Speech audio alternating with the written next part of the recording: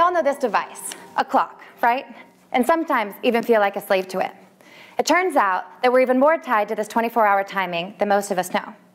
Due to the Earth's rotation around its axis, nearly all walks of life, from cyanobacteria to humans, have evolved an intimate connection to the light-dark cycle and coordinate physiology and behavior to the solar day.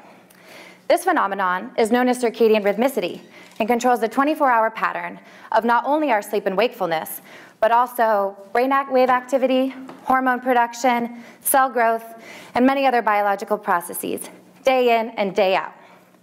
This coordination of our physiology and behavior to the light-dark cycle is achieved through light reception in the retina that is sensed by a master clock in the brain. This master clock then synchronizes all of the rest of the clocks in your tissues and relays the message, "It's morning, the day has begun," and kickstarts your daily rhythms.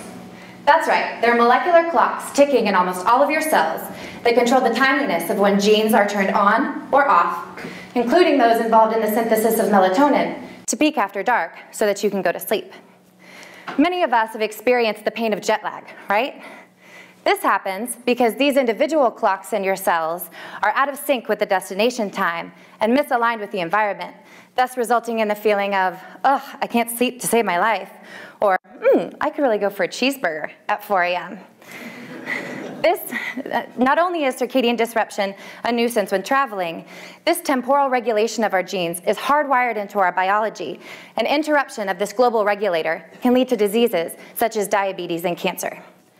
My thesis work is to understand on the molecular level how disruption of circadian rhythms can give rise to or exacerbate cancer.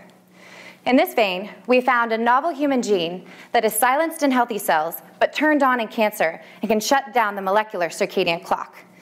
This could be detrimental to the health of the cell because, as I've told you, the circadian clock regulates so many vital processes.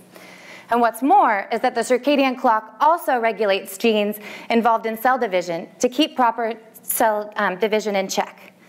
Therefore, suppression of circadian rhythms by this gene could allow cells to divide uncontrollably and therefore cancer to progress. So my work to understand how this gene shuts off circadian rhythms in cells will establish a link between circadian disruption and cancer progression with the ultimate goal of identifying cancer therapeutics.